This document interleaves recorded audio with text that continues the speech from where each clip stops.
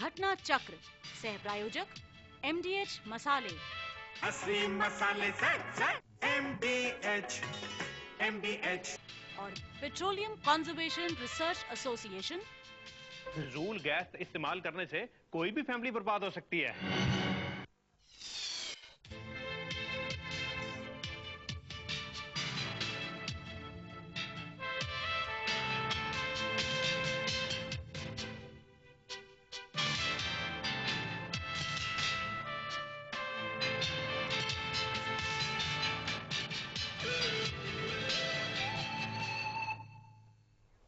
नमस्कार, घटना चक्र में आप सबका स्वागत है।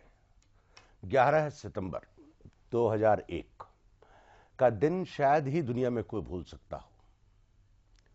इस दिन की याद मैं आपको इसलिए दिला रहा हूं कि इस दिन अमेरिका में वर्ल्ड ट्रेड टावर पर जिस तरह से जहाजों ने दहाड़ लगाई और पूरी की पूरी वर्ल्ड ट्रेड टावर ध्वस्त हो गई, और वो नज़ारा पूरी दुनिया ने, टेलीविजन की दुनिया जब से आबाद हुई है, बिल्कुल लाइव देखा तो यकीन ही नहीं आया किसी को कि आतंकवाद का ये चेहरा भी पूरी दुनिया के नक्शे पर उभर करके आ सकता है।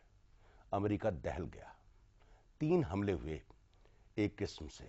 अमेरिका को यह समझाने की कोशिश की गई कि आपका व्यापारिक जो क्षेत्र है उस पर कभी हमला हो सकता है, आपका जहां से शासन चलता है व्हाइट हाउस, वहां पर कभी भी हमला हो सकता है, और जहां से आपकी सेना का नियंत्रण है वो हमारी पहुंच से दूर नहीं है। यानी अमेरिका, पूरी दुनिया को कंट्रोल करने वाला देश, दहल गया अंदर तक। और इसी के साथ पूरी दुनिया में बहस शुरू हुई कि आतंकवाद पर कैसे कब्जा किया जाए, आतंकवाद को कैसे कम किया जाए, और जो आतंकवादी हैं, चाहे वो बिन लादेन हो चाहे दूसरे लोग हों, उनको कैसे इस दुनिया से हटाया जाए। हालांकि वो लोग अभी भी मौजूद हैं। 2 देशों के झगड़े, 10 देशों के झगड़े, एक एरिया का दूसरे एरिया से झगड़ा, तमाम आतंकवाद की शक्ल में बदल गए। अमेरिका चिंतित है, और अमेरिका के साथ ही चिंतित हैं वो सारे देश जो इस लड़ाई से जूझ रहे हैं। और खासतौर से ये बात भारत को इसलिए समझ में आती है क्योंकि सबसे ज्यादा पीड़ा हमारी है। हर रोज सीमा पार से गोली चलती है, देश के भीतर से गोली चलती है, बम फूटते बिल्कुल पटाखों की तरह, और देश बेचैन हो जाता है। इसलिए आज 9/11 11 सितंबर 2001 की याद में खास तौर से सबसे पहले हम जैन टीवी की ओर से और अपने मेहमानों की ओर से भी उन बेकसूर निरीह लोगों को श्रद्धांजलि देना चाहते हैं जो कि किसी भी कारण से बेबस थे, बेजान थे, निर्भीक थे, असहाय थे, पीड़ित थे, और उनकी जान चली गई। इस मुद्दे पर आज हम लोग चर्चा करेंगे कि 9/11, हालांकि मजाक में हमारे यहाँ कहते हैं 9-2-11, लेकिन हम उसको मजाक नहीं बनाना चाहते हैं। 9-2-11 नहीं है, ये बड़ा गंभीर मामला है कि इस पूरे दिन में और इस दिन की छाया के बाद लगातार 2 साल में पूरी दुनिया की, विश्व की राजनीति किस तरह से बदली है और इसका क्या इम्पैक्ट हुआ है, क्या असर हुआ है, इस मुद्दे पर चर्चा करेंगे। मैं आपके का परिचय करा दूं। हमारे बीच में मौजूद हैं SK अरोड़ा जी, हैं पूर्व सचिव हैं विदेश मंत्रालय के, और भारतीय जनता पार्टी के विदेश विभाग के प्रवक्ता भी हैं। अरोड़ा साहब, आपका स्वागत है हमारे इस कार्यक्रम में। और हमारे बीच में लेफ्टिनेंट जनरल VK सूद हैं जो कि पूर्व उपसेना अध्यक्ष हैं, रक्षा मामलों के विशेष जानकार हैं। सूद साहब, आपका स्वागत है हमारे इस कार्यक्रम में। और हमारे बीच में N राम साहब हैं जो कि पूर्व सचिव विदेश मंत्रालय, विदेशी मामलों के बहुत बढ़िया जानकार। राम साहब, आपका भी स्वागत है। जनरल सूद, क्योंकि थोड़ा थोड़ा लड़ाई का मामला है तो बातचीत की इब्तिदा हम आप ही से शुरू करेंगे। अगर मैं ये आपसे कहूं कि हम 9/11 का डिस्कशन जो है इस बात से शुरू करें कि 2 साल के पीरियड को, क्योंकि उस दिन का जिक्र हम दिखाएंगे अपने पैकेज के साथ में कि उस दिन क्या हुआ था, लेकिन 2 साल अगर आप देखें 9/11 के बाद से आज तक, इन 2 सालों को आप 9/11 का इम्पैक्ट पूरी दुनिया पे क्या देखते हैं? सबसे पहली चीज तो यह है कि हालांकि आतंकवाद भारत में तो पिछले 13 साल से चल रहा था। अमेरिका के ऊपर आतंकवाद का हमला नहीं हुआ था, और पहली दफा हमला, और बहुत टेलिंग तरीके से वो हमला हुआ था। उनका जो कमर्शियल हब था, वर्ल्ड ट्रेड टावर्स को गिरा दिया। वो पेंसिल्वेनिया में वो हवाई जहाज़ गिर गया किसी वजह से, नहीं तो वो हवाई जहाज़ व्हाइट हाउस के ऊपर जा रहा था। और तीसरा हमला हुआ पेंटागन के ऊपर। तो जब से अमेरिका बिल्कुल थर्रा गया और उन्होंने कही बात कि ये टेररिज्म को ग्लोबली यानी पूरी दुनिया भर में एक होके हम इसकी लड़ाई को लड़ेंगे और उसको ख़त्म करेंगे। काफ़ी रेटरिक हुआ, काफ़ी बातचीत हुई, बहुत कुछ हुआ, क्योंकि अमेरिका हिल गया था। लेकिन उसके बाद टेररिज्म बढ़ा ही है, घटा नहीं है। आप इंडोनेशिया में देख लीजिए, बाली में देख लीजिए क्या हुआ, आप फिलीपीन में जानते हैं क्या होता है, और भारत में जो आतंकवाद है, और सबको पता है कि इस आतंकवाद की जड़ कहाँ है, आतंकवाद कहाँ से पैदा होता है, उसको कौन सपोर्ट करता है, ये सबको मालूम है। और अमेरिका ने यह कहा था कि आतंकवाद को जो लोग भी इसकी मदद करते हैं हम इसको ख़त्म करेंगे।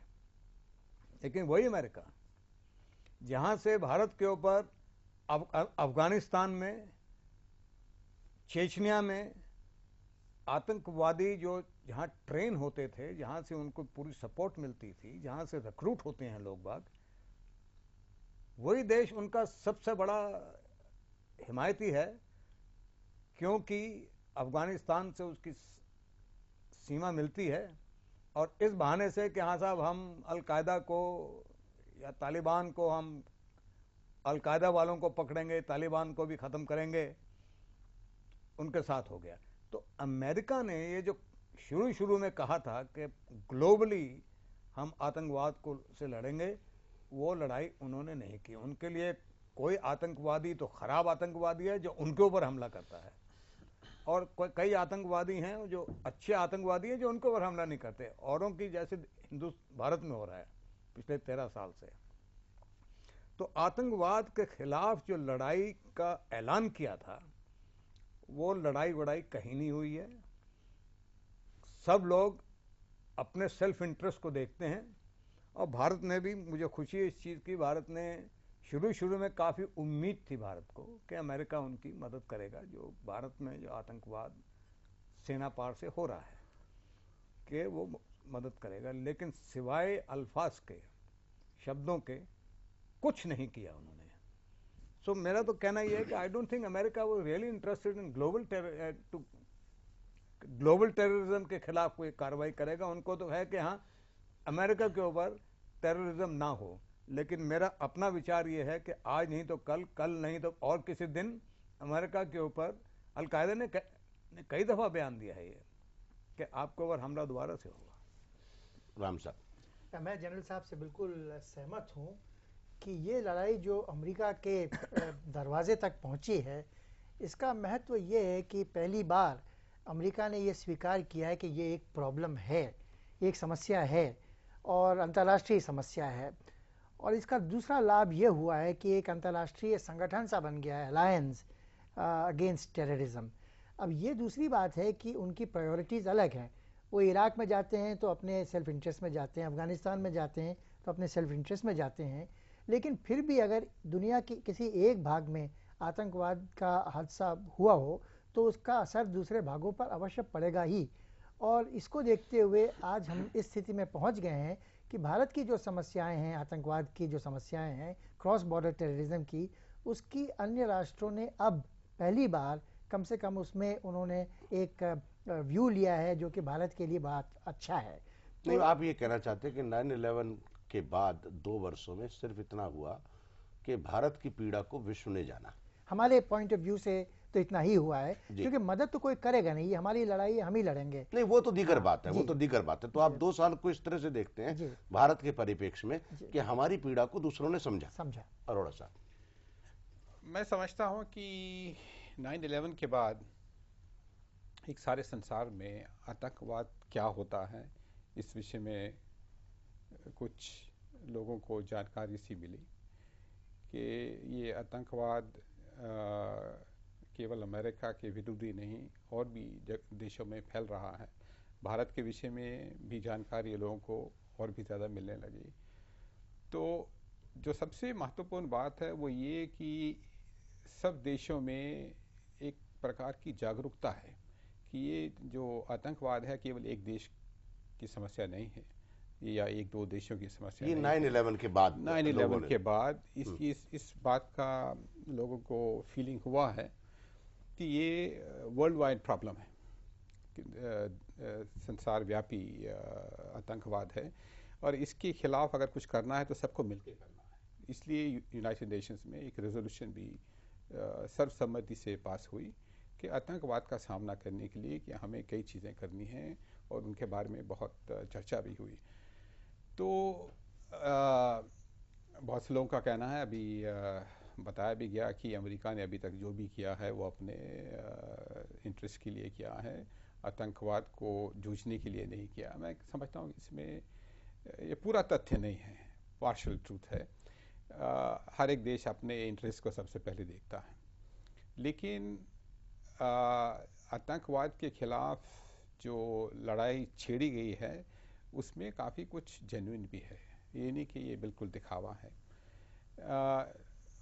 जाहिर है कि ये समस्या एक नई तरह की समस्या है, इसको कई लोग अभी तक नहीं पूरी तरह से समझ पाए हैं। तो आने वाले समय में, और ये कुछ ऐसी समस्या नहीं है जो एक दो साल में हल हो जाए, ये समस्या काफ़ी देर तक चलती रहेगी। इसको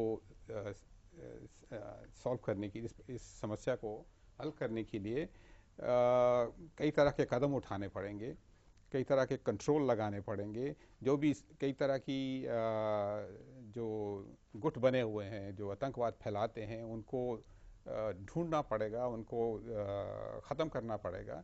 तो इसके लिए अभी बहुत समय लगेगा। जी, हम लोग चलते हैं रड़ो साहब एक छोटे से ब्रेक की ओर, लेकिन ब्रेक पर जाने से पहले मैं आपको पैकेज दिखाना चाहता हूं जो इस दुर्दिन की याद दिलाता है। हालांकि ऐसे दिन की याद नहीं करनी चाहिए, लेकिन फिर भी दिन को याद करना इसलिए ज़रूरी है ताकि ये विश्लेषण करने का मौका मिले कि यह भयावह दिन क्यों आया और किस लिए आया।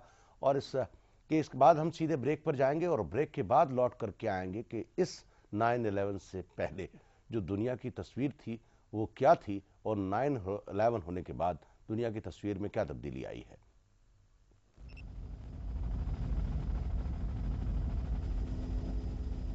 2 साल पहले 11 सितंबर को अमेरिका के वर्ल्ड ट्रेड सेंटर और अमेरिकी सेना के मुख्यालय पेंटागन पर हुए आतंकवादी हमले ने मानवता का दिल दहला दिया था।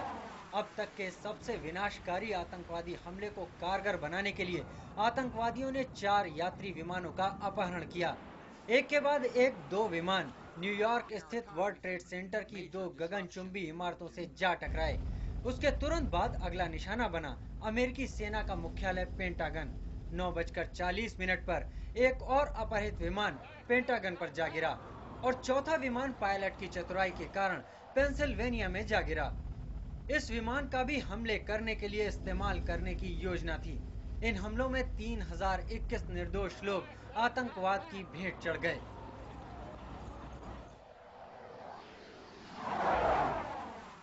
अमेरिका के मुताबिक इस हमले की साजिश को आतंकवाद के गढ़ कहे जाने वाले अफगानिस्तान में रचा गया था और इसका सूत्रधार था दुनिया का सबसे बड़ा आतंकवादी सरगना ओसामा बिन लादेन।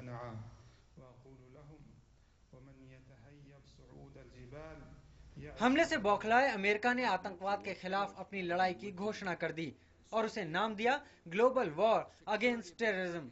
सबसे पहले निशाना था आतंकवाद की शरण स्थली अफगानिस्तान।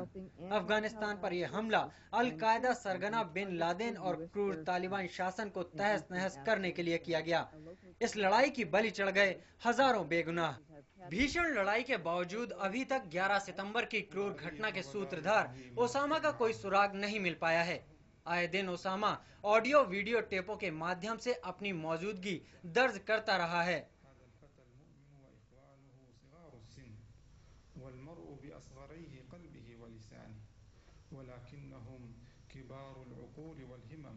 अमेरिकी मीडिया खुद भी ऐसी खबरें छापती रहती है कि ओसामा जिंदा है और अपने नेटवर्क को दुरुस्त करने में जुटा है। ऐसे में सवाल ये उठता है कि अफगानिस्तान में हजारों लोगों को मारने के बाद भी क्या अमेरिका अपने ग्लोबल वॉर अगेंस्ट टेररिज्म के लक्ष्य को हासिल कर पाया है? आतंकवाद के खिलाफ लड़ाई में दोहरे मानदंडों को अपनाकर अगर अमेरिका आतंकवाद के खात्मे का सपना देख रहा है तो वह एक और भूल कर रहा है और इस भूल की कीमत विश्व समुदाय को चुकानी पड़ सकती है। विदेश डेस्क, जैन न्यूज।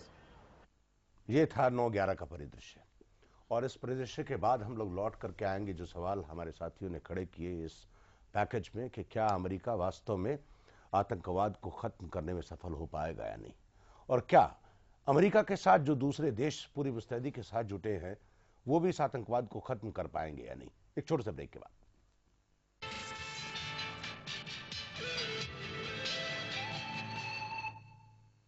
Renaissance.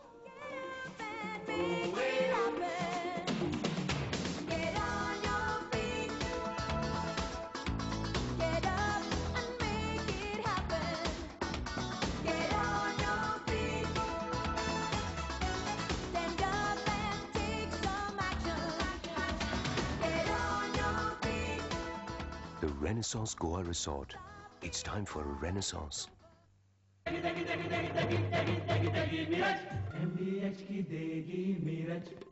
देगी मिर्च का तड़का, अंग अंग फड़का। MDH की देगी मिर्च। Here begins the era of royalty.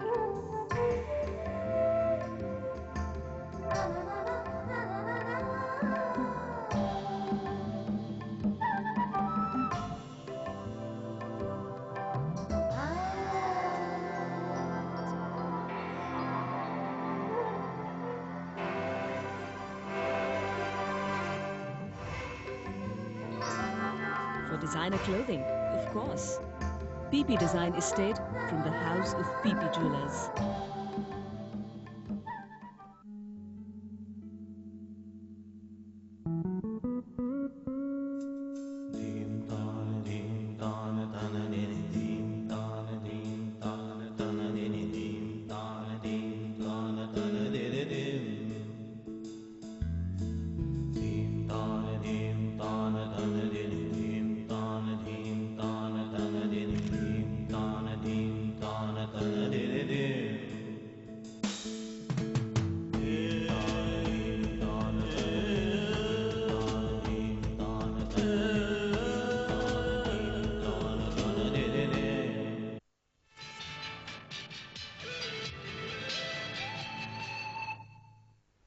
घटना चक्र में आप सबका एक बार फिर से स्वागत है। 11 सितंबर 2001 की घटना की आप ये कहें कि हम लोग घटना जो हुई, दुर्घटना जो हुई, उसका विश्लेषण करने में जुटे हैं। हमारे बीच में मेहमान हैं एस के अरोड़ा साहब, एन राम साहब और लेफ्टिनेंट जनरल वी के सूद। सूद साहब, मुझे आप ये बताएं कि चलिए हम लोग पहले डिप्लोमेट से पूछते हैं, आपसे बाद में पूछेंगे अगर प्रतिरक्षा की दृष्टि से। राम साहब, आप मुझे बताएं, अगर कोल्ड वार के दिनों का एनालिसिस करें after the split of USSR, अगर जब तक नंबर 2 ताकत थी तो पूरी दुनिया में कूटनीति से बैलेंस होता रहता था, लेकिन जब से रशिया का विघटन हुआ और खंडित हुआ रशिया, उसके बाद से परिदृश्य बदल गया। तो आप मुझे जरा कोल्ड वॉर के दिनों का परिदृश्य समझाएं तो 9/11 को एनालाइज करने में थोड़ी सी आसानी रहेगी। कोल्ड वॉर तो बाइपोलर वर्ल्ड था जी। इसमें 2 ध्रुव थे, एक रशिया और एक अमेरिका, और जितने देश थे संसार के नॉन अलाइंड देशों को छोड़ के वो या तो इस तरफ थे या उस तरफ थे। एक प्रकार का बैलेंस ऑफ पावर या बैलेंस ऑफ टेरर कह लीजिए। दोनों के पास अणुशक्ति थी, दोनों के पास मिसाइल्स थे, दोनों के पास मास वेपन्स ऑफ मास डिस्ट्रक्शन थे। तो ये कह सकते हैं कि वो शीत युद्ध या कोल्ड वॉर के ज़माने में एक प्रकार का टेनुअस बैलेंस बना हुआ था। ये बैलेंस रशिया के सोवियत यूनियन के डिसमेंबरमेंट के बाद बदल सा गया और केवल एक ही सुपर नहीं, मगर जब कोल्ड वार थी तो मुझे एक बात का जवाब दीजिए, अमेरिका के डेस्पोटिक होने का तो कोई खतरा नहीं था। नहीं, अमेरिका डेस्पोटिक था, हाँ। लेकिन अपने क्षेत्र में था। साउथ अमेरिका में उन्होंने कितने कूच करवाए, कितने ही उन्होंने और घटनाएं घटी हैं, लेकिन वो लक्ष्मण रेखा कभी पार नहीं की। क्यूबन मिसाइल क्राइसिस के ज़माने में भी लक्ष्मण रेखा ना तो अमेरिकन ने पार की ना रशियंस ने पार की। वो इसलिए क्योंकि दोनों अणु शक्तियाँ थीं और दोनों के पास साधन थे एक दूसरे को पूरा तरह से बर्बाद करने और के, दोनों के पास पॉलिटिकल पावर थी अपने अपने रेस्पेक्टिव। और विल भी था, जैसा कि इन्होंने दिखाया है। अब रशिया ने भी देखिए हंगरी किया था, चेकोस्लोवाकिया किया था, अमेरिका ने वियतनाम किया था, ये सब शीत युद्ध के काल में हुआ है। लेकिन लक्ष्मण रेखा किसी ने इन दोनों शक्तियों में से किसी ने भी पार नहीं की, और इसीलिए एक टेनुअस शांति सा बना रहा दुनिया में जब तक कि सोवियत यूनियन डिसइंटीग्रेट नहीं हुआ। और सब आप बताएं मुझे कोल्ड वार के दिनों का परिदृश्य जो राम साहब ने, आप सही बताया इन्होंने, हाउ यू सी दैट कि उन दिनों दोनों जो वर्ल्ड पावर थी एक तरह से बैलेंस बना हुआ था। लेकिन मैं तो कहूँगा कि अभी भी नहीं, मैं एक बात जानना चाह रहा हूँ, कोल्ड वार के जब, क्योंकि कोई भी या तो शांति हो या हिंसा हो, दोनों के पैरामीटर्स में एक खूबसूरती है, कोई भी परपेचुअल नहीं हो सकता, कॉन्टिन्यूस नहीं हो सकता। तो कोल्ड वार के दिनों में तो शांति थी, नॉन अलाइन करते थे, कुछ या G8 के समिट किया, या नहीं, ये मानना गलत होगा कि कोल्ड वार के दिनों में शांति थी। कोल्ड वार के दिनों में बहुत सी लड़ाइयाँ हुई जी, कई तरह की लड़ाइयाँ हुई, हमारे साउथ एशिया में लड़ाइयाँ हुई, साउथ ईस्ट एशिया में हुई, अफ्रीका में कई जगह पे लड़ाई हुई, ईरान इराक का 8 साल युद्ध चलता रहा। ये कहना गलत है कि उन दिनों शांति रही। शांति इस तरह से रही कि दो पावर थी उस समय जो बात को आगे नहीं बढ़ने देती थी ताकि कोई न्यूक्लियर वॉर ना हो। जैसे राम साहब कह रहे थे कि लक्ष्मण रेखा उन्होंने पार नहीं की। दूसरी लड़ाइयाँ होती हैं, होती रहें, किसी का पलड़ा भारी है, कभी कि दूसरे का पलड़ा भारी है, तो ये कहना सही नहीं है कि उन दिनों बिल्कुल शांति रही। बहुत से युद्ध हुए, बहुत सी लड़ाइयाँ हुई, लेकिन बैलेंस बना रहा।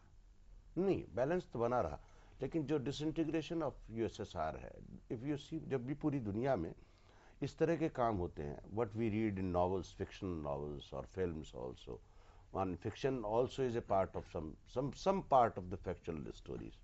If you see if you draw the drawing board of USA politics, so don't you think, आप नहीं समझते कि यूएसएसआर का इंटीग्रेट रहना जो है अमेरिका को खटकता था, और गोर्बाचोव का ने जिस तरह से डिसइंटीग्रेट किया, that was part of the Cold War strategy of the USA.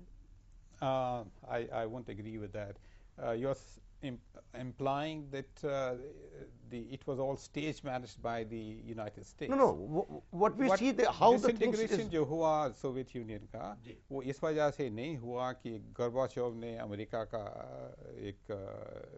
के लिए एक तरह का रोल निभाया। वो डिसइंटीग्रेशन सोवियत यूनियन का हुआ वो इस वजह से कि सोवियत यूनियन के जो अंदरूनी शक्ति थी वो इतनी नहीं थी। उनके पास वेपन्स ऑफ मास डिस्ट्रक्शन तो थे, लेकिन उनकी इकोनॉमी बहुत ख़राब हो चुकी थी, उनके पास शक्ति ज़्यादा नहीं थी देश में, और कई तरह की दिक्कतें थीं, शॉर्टेजेस थीं। वो उनका पैसा सारा मिलिट्री पावर को बनाए रखने में चला जाता था। Economy was in totally bad shape. जो इन्होंने चीज़ें उस समय जो ये कम्युनिज्म सोशलिस्ट पैटर्न बना रखा था कि किसी चीज़ के दाम 30 बरस तक बढ़ते नहीं थे, या किसी मेट्रो स्टेशन के जो रेल टिकट है वो 40 बरस वैसे के वैसे रहे।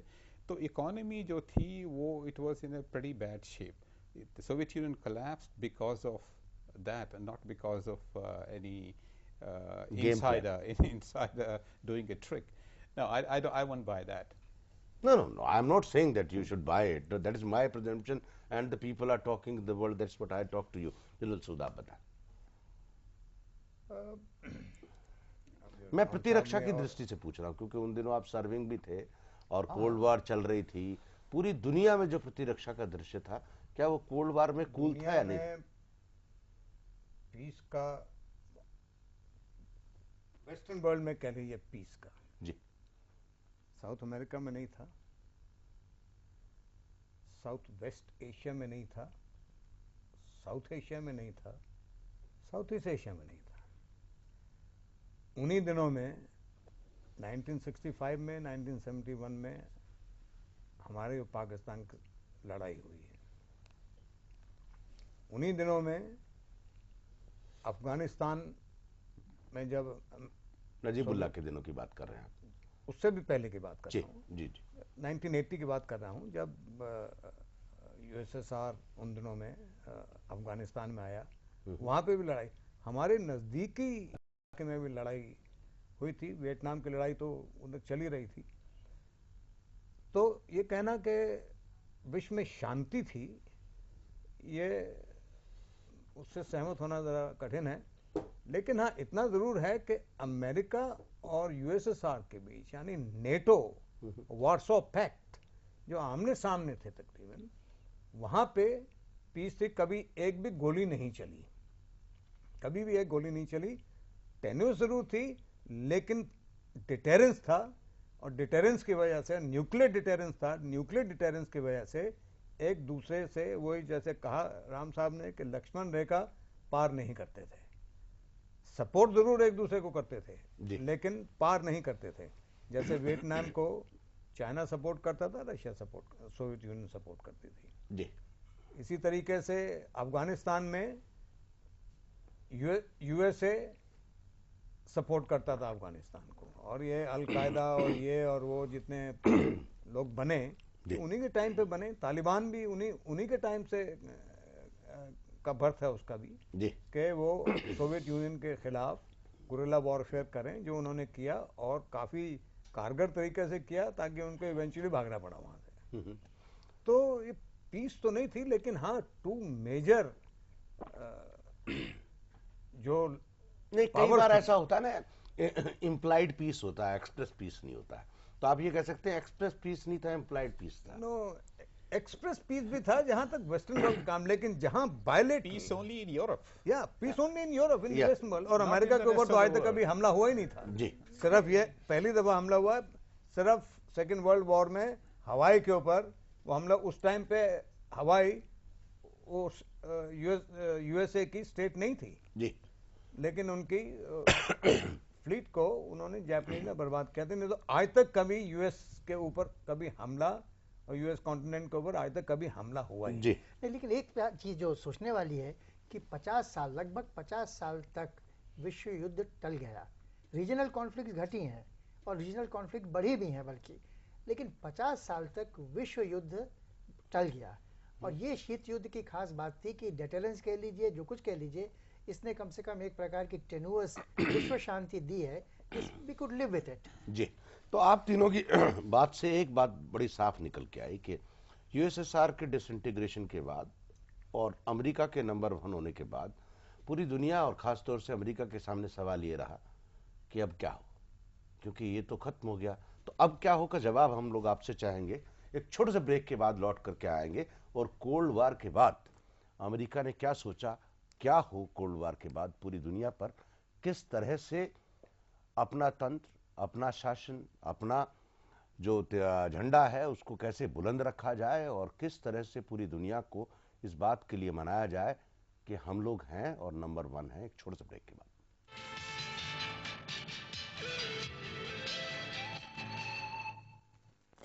यूरेका, मैंने एक नया फार्मूला खोज निकाला है। अगर हम राजमा, चने, चावल, दाल वगैरह सारी रात पानी में भिगो कर रखें तो हम 20% तक रसोई गैस बचा सकते हैं। ये फॉर्मूला तो बहुत पुराना है, हमारी दादी ने हमें बताया था।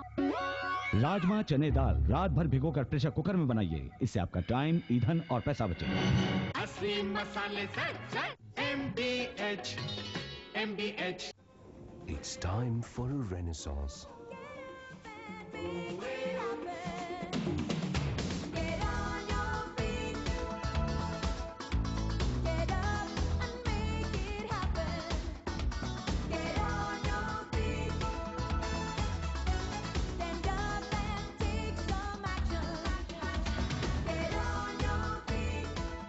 The Renaissance Goa Resort. It's time for a renaissance. Here begins the era of royalty.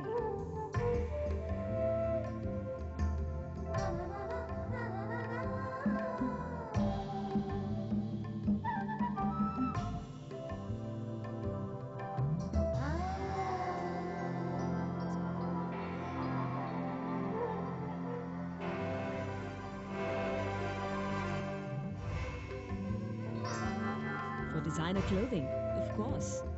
PP Design Estate from the house of PP Jewelers.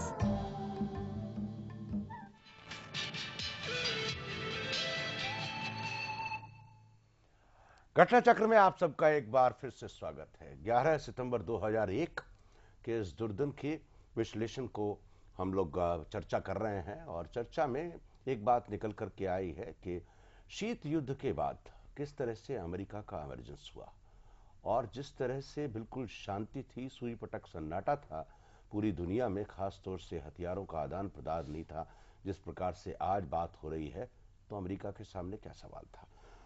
ये सवाल हम अपने मेहमानों से करेंगे। हमारे बीच में मेहमान हैं, एस के अरोड़ा जी हैं, एन राम साहब हैं और लेफ्टिनेंट जनरल वी के सूद साहब हैं। राम साहब, सबसे पहले तो मैं सवाल करूंगा, हालांकि बड़ा हाइपोथेटिकल सवाल है और बड़ा फॉर फेच सवाल है, लेकिन 11 सितंबर 2001 के बाद, क्योंकि अमेरिका पे हमले होने से ही ये सवाल खड़े होते हैं कि कोई आदमी शेर को सवा शेर प्रैक्टिकली कहने को है, लेकिन अमेरिका को कोई मिल सकता है, ये बात किसी के गले नहीं उतरती। तो लोग ये कह रहे हैं कि क्यों नहीं ये हो सकता कि CIA, जो कि बड़ी ताकतवर संस्था है, या FBI के लोग जो कि ब्रिटेन में बहुत ताकतवर हैं या उनकी एजेंसी है, क्यों नहीं हो सकता है कि उन लोगों ने ड्राइंग बोर्ड पे कोई चीज ऐसी प्लान की हो और इस तरह का 9/11 का हमला अपने ही देश पे पूरी दुनिया को इकट्ठा करने के लिए कि भाई you have to sell the slogan, जैसे इंदिरा गांधी ने किया, गरीबी हटाओ। गरीबी हटी नहीं हटी ये बात बहस का मुद्दा है, टेररिज्म हटे नहीं हटे ये भी बहस का मुद्दा है, लेकिन issue to the world has to be given. Cold war समाप्त हो गई, इश्यूज कम हो गए, आप पूरी दुनिया में नंबर 1 हो गए, तो अब क्या करेंगे आप? नहीं, मेरे ख्याल से आपका जो प्रेमिस है, जो एजम्पशन है जी, वो कुछ फ्लॉड है जी। वो इसलिए क्योंकि America has a vital interest in global peace, stability and economic prosperity. जी। अब एक ऐसा वक्त आ गया है जबकि आइदर वी स्विम टुगेदर और सिंक टुगेदर, और ऐसा नहीं हो सकता है कि अमेरिका एक अलग सा अपने लिए एक साम्राज्य बना ले जिसमें कि केवल अमेरिका ही प्रॉस्पर करे। नहीं, उसमें तो जापान भी है, उसमें इटली है, उसमें ब्रिटेन है, उसमें लीजिए। अमेरिका है, ऐसा नहीं है, उसमें अमेरिका इज नॉट अलोन। नहीं, the alliance itself yes at the cost of the rest of the world, that is not possible today. आज के प्रसंग में अगर आतंकवाद एक मुद्दा उठा है, वो इसलिए उठा है क्योंकि आतंकवाद आज ग्लोबल हो गया है। पहले आतंकवाद सीमित था रीजन्स में, भारत था शिकार, वेस्ट एशिया में था आतंकवाद, साउथ ईस्ट एशिया में था। जब पोलियो की बीमारी होगी टीका तो तभी बनाएंगे ना, तो जब टेररिज्म होगा ही नहीं तो टेररिज्म का इशू कैसे क्रिएट करेंगे? तो जब टेररिज्म पूरी दुनिया में देखा, स्टडी किया लोगों ने, और उनको लगा कि बिक क्या सकता है दुनिया में, what we can sell terrorism. नहीं सर, नुकसान ज्यादा है। नहीं, आप कहना क्या चाह रहे हैं कि जो अमेरिका ने, नहीं, मैं कुछ नहीं कहना चाह रहा, ये जो सितंबर 9 को जी जो हादसे हुए जी, ये अमेरिका ने खुद करवाए, ऐसा कह रहे हैं लोग। कौन कहता है? नहीं, पूरी दुनिया की वर्ल्ड वेबसाइट्स भरी हुई है, ये तो they are hypothesis on that, they said the America. बेतुकी सी बात है। नहीं, आप अब जब बेतुका कहते हैं उसके पीछे क्या कारण है? क्या टेररिज्म इशू नहीं है? क्या अमेरिका को सोशली, इकोनॉमिकली, पॉलिटिकली 9/11 के बाद फायदा नहीं हुआ है? क्या अमेरिका ने इराक पे हमला नहीं किया है? क्या अमेरिका ने पाकिस्तान पे हमला नहीं किया है, अफगानिस्तान पे हमला नहीं किया है? पाकिस्तान पे करते तो ज्यादा अच्छा। नहीं, पाकिस्तान, मैं कह रहा हूँ अफगानिस्तान पे नहीं किया है। और अमेरिका, इराक के बाद जिस तरह से, हालांकि वहां से अभी तेल नहीं गया है, लेकिन तेल जाएगा तो पूरी दुनिया में ऑयल इराक सस्ता। के ऊपर तो हमला इससे पहले भी, फर्स्ट इराक वॉर जी, ये 9/11 से पहले हुई थी जी। तो ये 9/11 है nothing very much to do जी, वेपन्स ऑफ मास डिस्ट्रक्शन है, कहीं कुछ नहीं निकला है और एक पूरे देश को बर्बाद करके रख दिया है जी। वो तो सद्दाम हुसैन को निकालना है, आतंकवाद का, यहाँ पे आतंकवाद का कहीं पर भी एक कोई एविडेंस उनको किसी को नहीं। देखिए, आप इस पूरे गेम में खूबसूरती देखिए, मैं नहीं कह रहा अमेरिका ने जानबूझ के किया या नोइंगली किया या अननोइंगली किया, but that has a certain amount of knowing act. Saddam Hussain को खत्म करना है साहब, रिजीम चेंज करना है, वी वांट हिम डेड और अलाइव। उसके लिए वो पहले अपने लोगों को मारेंगे? नहीं सर, वेयर ही इज। हमको ओसामा बिन लादेन को पकड़ना है। ओसामा बिन लादेन की आज भी टेप जारी हुई है 9/11 एनिवर्सरी पे, मैं भी आपको अपने दर्शकों को पढ़ के बताऊंगा कि उसने क्या कहा है। डू यू थिंक कि अमेरिका जैसा देश जो ये क्लेम करता हो कि हम पूरी दुनिया में कोई आदमी कहीं हो, सैटेलाइट मॉनिटर्ड सारा का सारा काम करते हैं, do you think they work in isolation? Sood sir, no, isolation में तो आजकल के दुनिया में कोई भी नहीं रह सकता आइसोलेटेड जी, लेकिन इस चीज में कि अमेरिका ने ये सारी दुनिया को इकट्ठा करने के लिए आतंकवाद के खिलाफ, उस टाइम तक तो जो यूनाइटेड स्टेट्स में आतंकवाद था ही नहीं, क्राइम था, आतंकवाद नहीं था। तो उनको महसूस जरूर था कि हाँ आतंकवाद यहाँ हो रहा है, आतंकवाद वहाँ हो रहा है, लेकिन जहाँ तक जब तक अमेरिका उसमें इफेक्ट उसके ऊपर असर नहीं हुआ तो वो खुश थे। ये तो सिर्फ 9/11 के बाद ही तो ये सजेस्ट करना कि इसमें अमेरिका का हाथ हो सकता है, it is not only far fetched but it is lunatically far fetched. इस वास्ते क्यों, और अगर फर्ज किया, मैं 1 मिनट के लिए मानने के लिए ये हाइपोथेसिस अगर माना भी जाए इसको, क्योंकि अगर मेरे कुछ मित्र इसको देख रहे हैं तो मुझे पागल कहेंगे कि तूने इस हाइपोथेसिस को इवन वैसे ही क्यों माना। मैंने कहा alright, for the sake of discussion मानते तो, लेकिन वो वर्ल्ड ट्रेड सेंटर के ऊपर हमला नहीं करते और पेंटागन के ऊपर हमला नहीं करते, व्हाइट हाउस के ऊपर हमला करने की कोशिश नहीं करते। आतंकवाद फैलाने के लिए तो लॉस एंजलिस में चले जाइए, न्यूयॉर्क में चले जाए, मैनहट्टन में चले जाए, किसी जगह पे चलिए, 2-4 बम यहाँ लगाइए, 2-4 बम वहां लगाइए, 2-4 लोगों को वहां मारिए, एक आधा प्लेन हाईजैक करके कहीं ले जाइए, उसको जाके उड़ा दीजिए, तो इतना ही कर सकते अगर ये करना, but not the destruction of world trade centre which symbolizes the economic power of the United States, not Pentagon, which symbolizes the military power of the world, you can say, to the world. Yes. And the White House, the seat of power, as they say, the most powerful man, whether he is most powerful or not, that's a different matter, the most powerful man in the world, that is the president of the US. तो ये इस किस्म के target नहीं करते। अगर hypothetically भी अगर इस चीज को माना जाए कि हाँ शायद उन्होंने ये ट्रिगर ऑफ किया होगा। तो अरोड़ा साहब, that's very fine, I am very happy that you have all disapproved the whole hypothesis is a lunatic one, but मैं आपसे एक बात पूछना, it's very serious thing, because जो लोग दुनिया में इस थ्योरी को प्रोपाउंड कर रहे हैं वो हो सकते हैं अमेरिका विरोधी हो या उन एजेंसीज के विरोधी हो, लेकिन 9/11 के बाद आपको अमेरिका की जो स्पीड है टेररिज्म से लड़ने की, उसमें क्या तब्दीली नजर आई?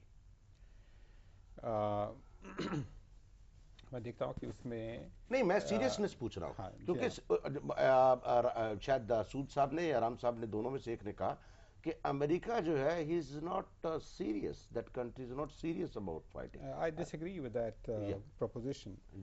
I think the Americans have started off in all seriousness the fight against terrorism. लेकिन ये उनका ये जो सोचना कि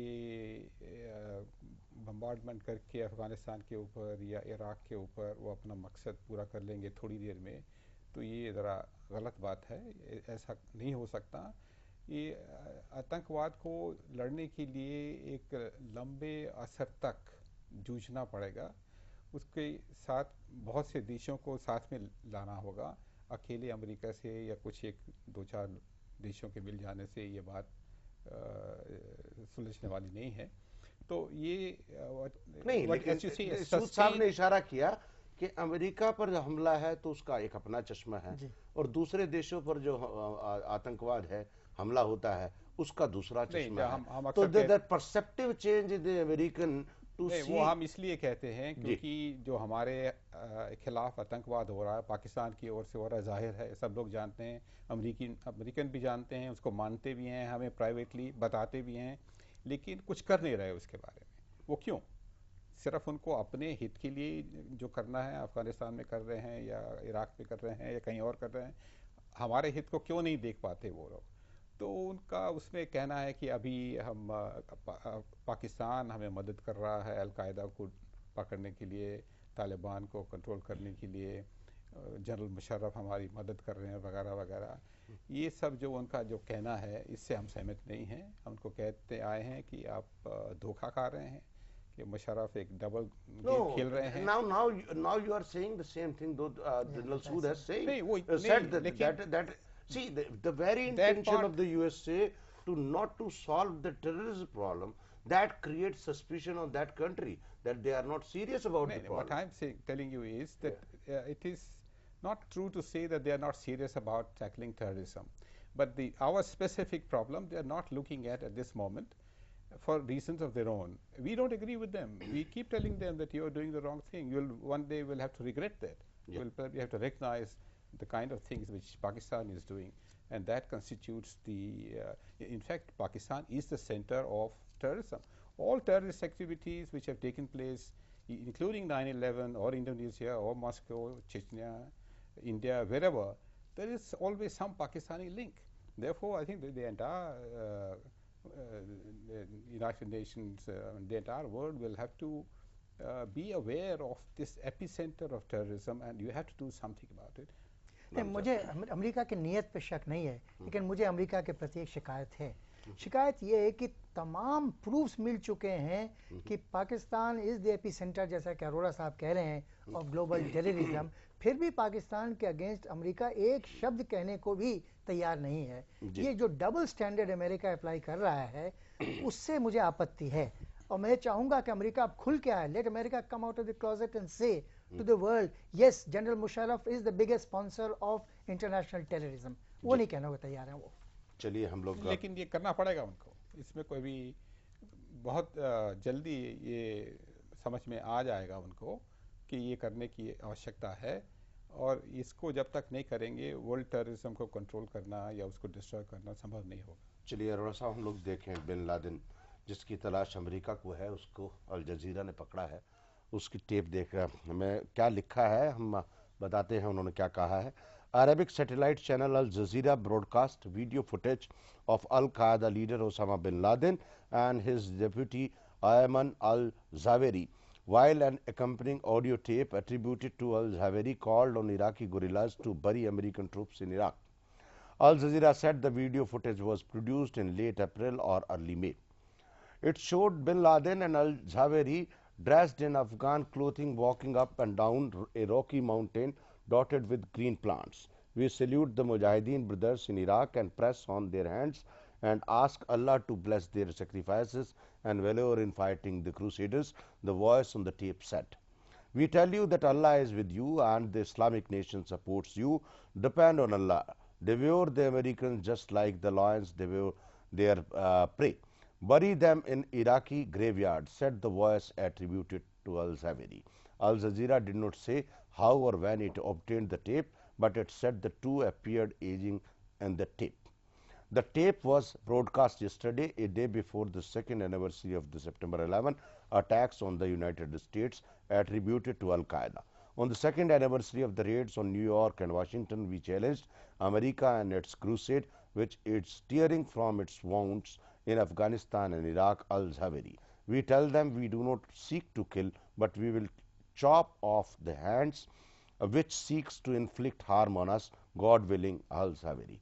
हम लोग चलेंगे एक छोटे से ब्रेक की ओर। ब्रेक के बाद लौट करके आएंगे और बातचीत के अंतिम चरण में ये जानने की कोशिश करेंगे कि 11 सितंबर 2001 का अंततः पूरी दुनिया को क्या संदेश गया है और क्या वास्तव में पूरी दुनिया के देश इस आतंकवाद से गंभीरता से लड़ने के लिए तैयार हैं या नहीं, क्योंकि जाके पैर न फटी भिवाई और वो का जाने पीर पर आई। छोटे से ब्रेक के बाद।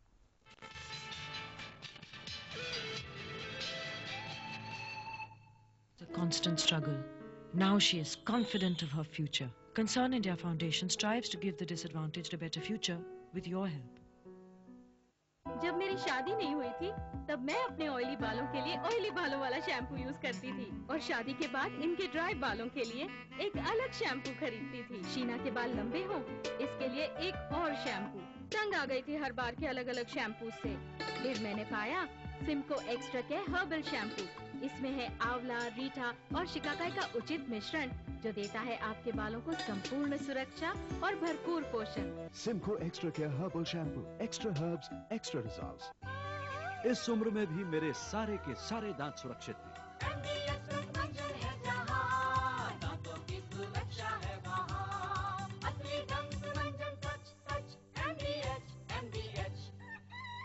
मेरी तरह आप भी दांतों को सुरक्षित रखना चाहते हैं तो एनबीएच दंत मंजन करना ना भूलें।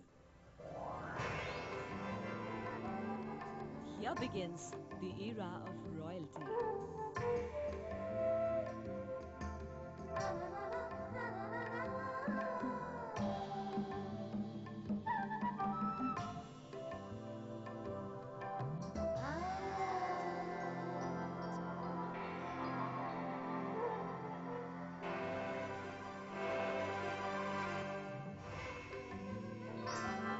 For designer clothing, of course. PP Design Estate from the house of PP Jewelers.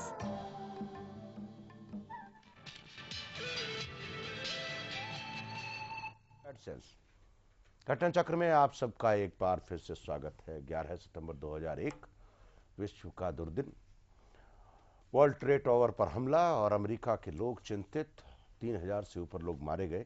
हम लोग ये जानने की कोशिश कर रहे हैं कि आतंकवाद का ये जो नया सूत्र पूरी दुनिया को मिला है और आतंकवाद को कम करना या उसे ख़त्म करने की जो मुहिम चली है 11 सितंबर 2001 के बाद हम लोग कहाँ पहुँचे हैं। हम लोग इसका विश्लेषण कर रहे हैं। क्या पूरी दुनिया के लोग उसी चश्मे से इस बुराई को, इस बीमारी को देख रहे हैं या नहीं।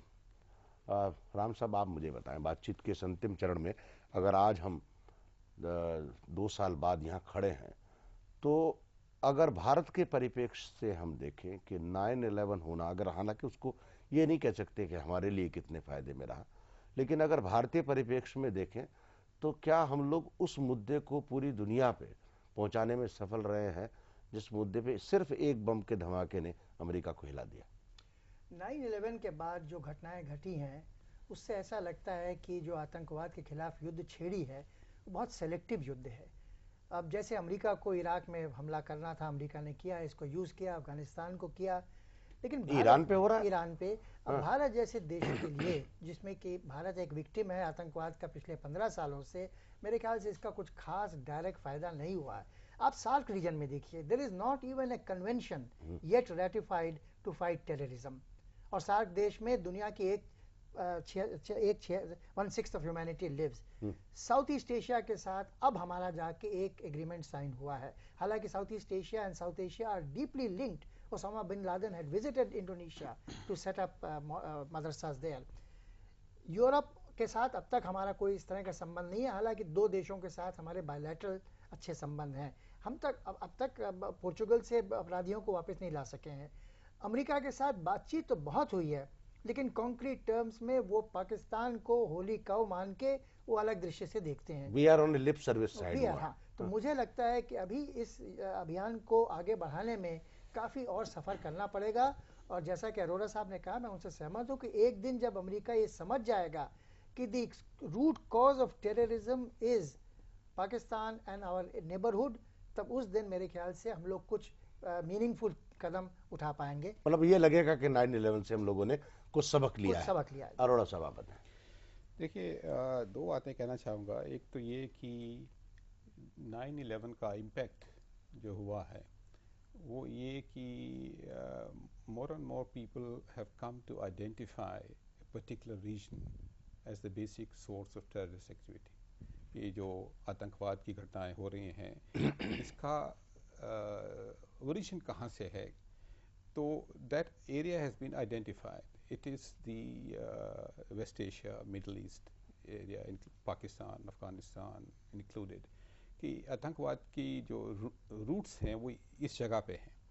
तो अमेरिका की तरफ से और कई और देशों की तरफ से अब ये उनके मन में ये उठा है, सवाल उठा है कि इस सारे प्रदेश को बदलने के लिए, ये प्रवृत्ति जो है बदलने के लिए यहाँ पे डेमोक्रेटिक इंस्टीट्यूशंस नहीं हैं, यहाँ पे प्लूरलिज्म नहीं है, यहाँ पे मोनार्कीज हैं, डिक्टेटरशिप्स हैं। तो इस सारे रीजन को किस तरह से बदला जाए। Who we are to change it? कौन है हम लोग? वो इसलिए कि आतंकवाद का स्रोत यही है जी। तो उस स्रोत को ख़त्म करना है और ख़त्म करने के कई तरह के तरीके हैं। या तो आप युद्ध करिए, युद्ध की और समस्याएं हो जाती हैं, या फिर आप वो पीसफुल तरीके से उस सारे रीजन को चेंज करें ताकि ये जो रिलीजियस फैनेटिसिज्म है उसको कम किया जाए या बंद किया जाए। ये कोई थोड़े समय में होने वाली बात नहीं है, इसमें समय लगेगा, काफ़ी होगा। अमेरिकनों का तो यहाँ तक कहना है कि ये जो उन्होंने इराक में वॉर शुरू की है वो इसीलिए की है कि वहाँ का रजीम चेंज किया जाए और वहाँ में बदलाव लाया जाए, डेमोक्रेसी लाया तो जाए। ईरान में भी होने वाला है।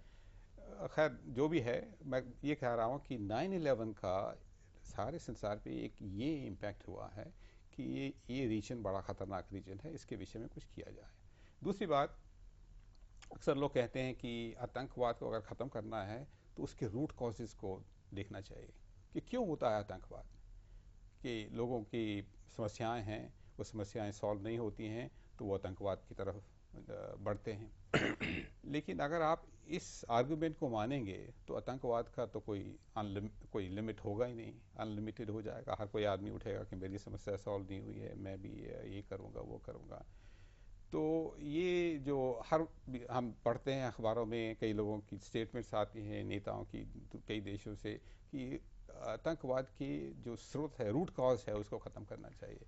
मेरे विचार में ये आतंकवाद को, रूट कॉज को भी देखना चाहिए परहैप्स टू सम एक्सटेंट, लेकिन जूझना पड़ेगा मिलिटरली आतंकवाद के लिए।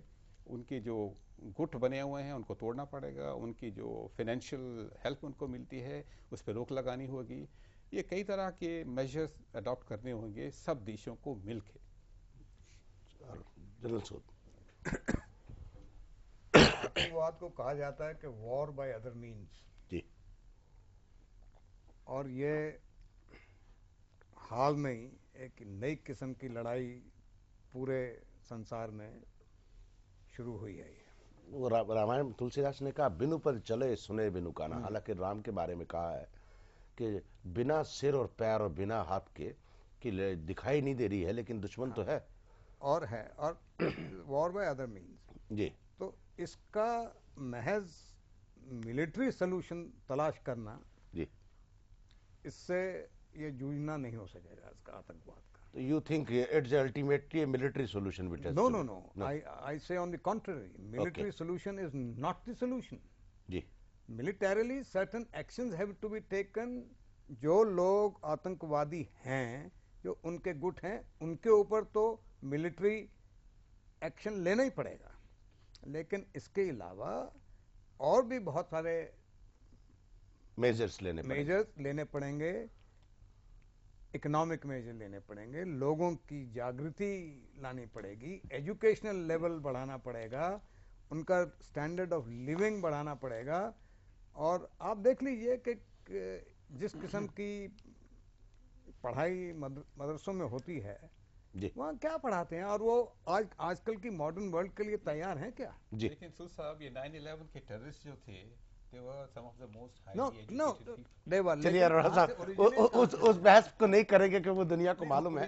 और जनरल सूद आपका बहुत बहुत शुक्रिया, राम साहब आपका भी, अरोड़ा साहब आपका भी बहुत बहुत शुक्रिया। इतिहास जो है किसी को नहीं बख्शता है। अब से 10 साल बाद जब कभी 11 सितंबर 2001 का विश्लेषण होगा तो 10 साल का भी विश्लेषण होगा कि पूरी दुनिया में किस किस के तख्ता पलटा, कौन आतंकवादी मरा, किस देश ने इस मुहिम में साथ दी, और तब एक तस्वीर साफ निकल करके आएगी कि 11 सितंबर 2001 को क्या हुआ था और उसका अर्थ भी समझ में आएगा। इस बीच में लगातार इन 10 सालों में विश्लेषण होगा इन घटनाओं का, और जो जहाँ जहाँ तख्ता पलटा जाएगा, जहाँ जहाँ आतंकवादियों को मारा जाएगा, उसका विश्लेषण भी होगा और इतिहास में एक नया वारखा जुड़ेगा, उस इतिहास का विश्लेषण होगा। हम लोग लगातार इस मुद्दे पर बहस करेंगे, खास तौर से आतंकवाद के मुद्दे पर, ताकि बेहतर तस्वीर समझने को मिले कि आखिर इस दुनिया में आतंकवाद का माजरा क्या है। कल मिलेंगे नए विषय के साथ, नए मेहमानों के साथ। तब तक के लिए धन्यवाद, नमस्कार, खुदा हाफिज।